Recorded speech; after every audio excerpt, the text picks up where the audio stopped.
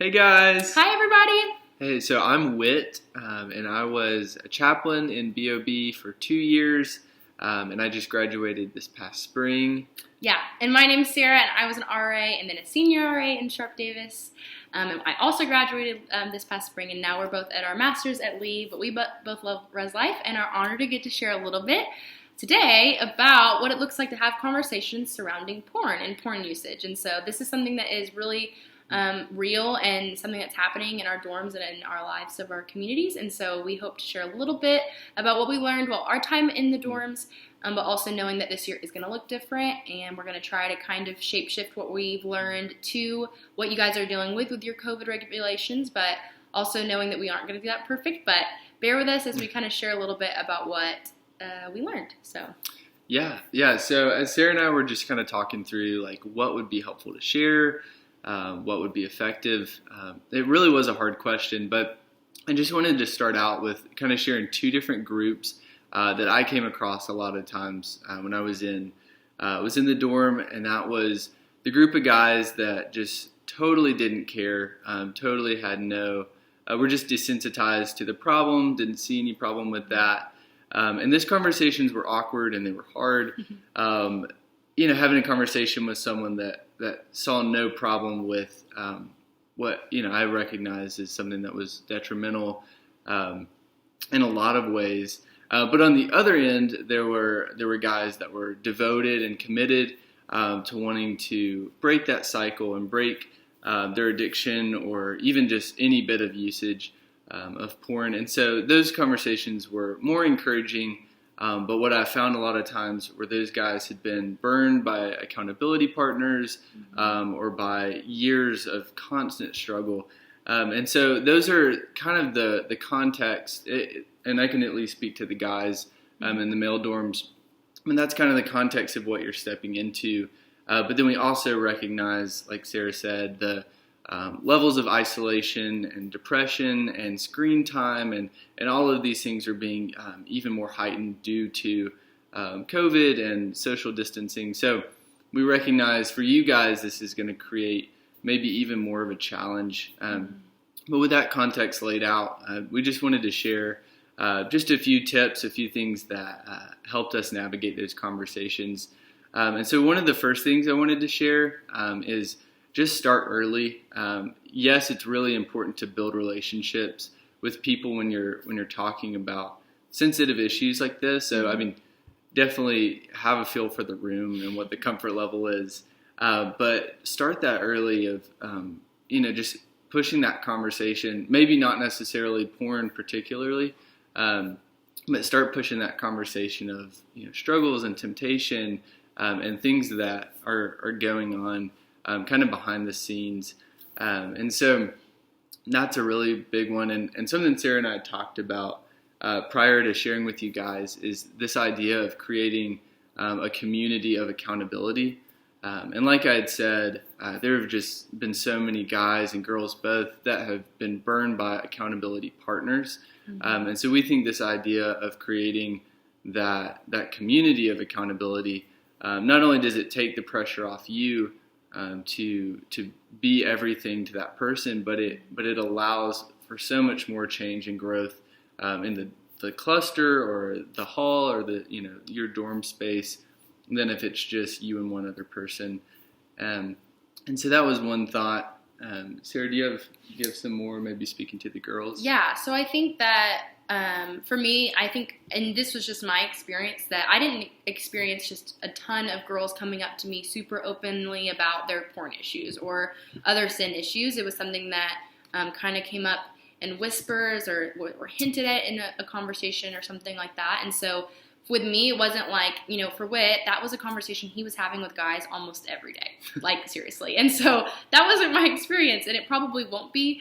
But porn usage, as we all know, is super real for girls, and is not something that's not just a guy issue. And so I think being able to just feel like an open person for girls to talk to about that is huge. And one thing that I did experience that I thought was helpful was when girls were willing to talk to me about their issues with porn, I was able to I think, give them practical help of walking through them, asking them questions about, why are they using porn? When are they using porn? What time of day? In what situations are they more likely to? And helping them kind of process out loud about what time, like what happens for them to get on, whatever screen that they're using to look at these pictures or images or videos. Like, is it when they're tired, or they're alone, or they've had a hard day, they're stressed out, or they're feeling rejected by guys, or they're in a relationship that's not healthy, and like helping them process through these reasons, and then even helping create safeguards up. Okay, like that your roommate's not in the room at 3:00 every Monday, Wednesday, Friday, and that's your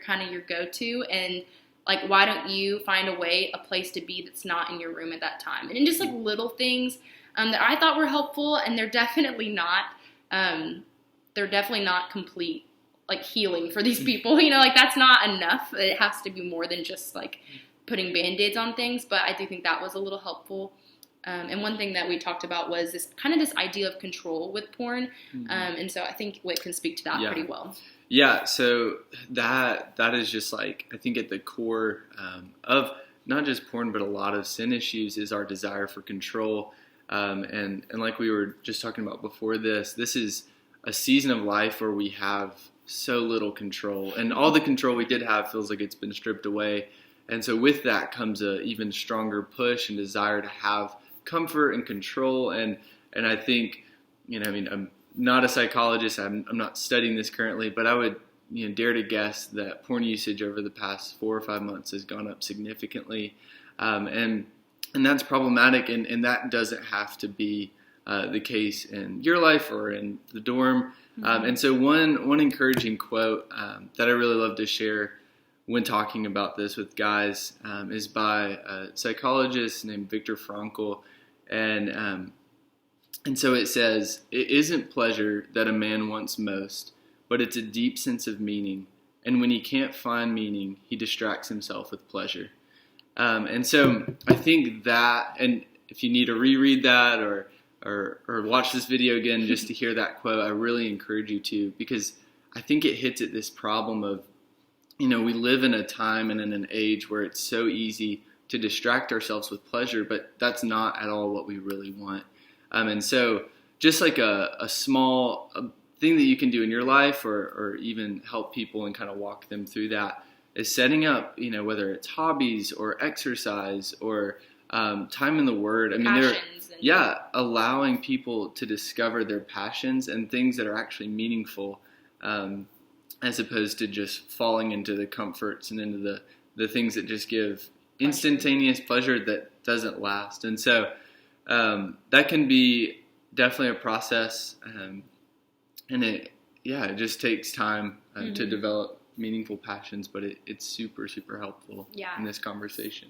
And it just helps not just give to that little like, okay, when you're in that moment of temptation, like these are some ways to do, like to fix the problem or to distract yourself and not, because I think those are helpful tips, but they don't really get to the root of it. But I think what Whit just said does get to the root of it. Like we want control and we want meaning, and when we don't have meaning or control, we distract ourselves with pleasure, right? And then porn is a big a way to find pleasure and get control over something. And so if we are able to help students find meaning and passions, we can help kind of beat the problem on the front end rather than on the back end, I think.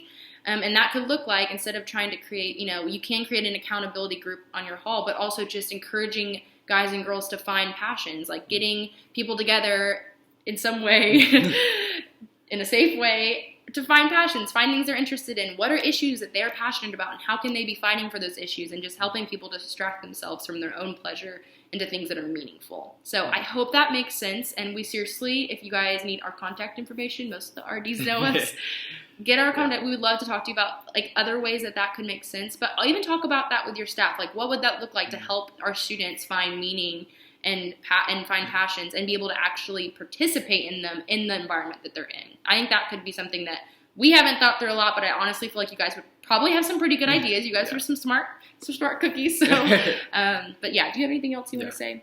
Yeah, I think the last thing, and this applies to your life and to the lives of your residents, is get past the past. And when I say that, I mean when you're having conversations about your life, stop talking about only the past and start talking about the present. And so a lot of times that I've found having these conversations with guys and with my friends and mentors is it's super easy to talk about, how I was doing a year ago or how my struggles, 2 years ago and not share anything about yesterday or today or tomorrow. And so that doesn't even have to be a porn conversation. That can be so many other things. But I think you're going to benefit and you're going to grow and you're going to see these students grow in such a more meaningful way if you'll push them and push yourself to talk about what's happening in your life right now. And so, I think there's so many more things we could say, but also I know we've gone on for a bit. I don't even know what our time limit was. We're at 10 minutes, so hopefully we aren't. Hopefully something we said was helpful.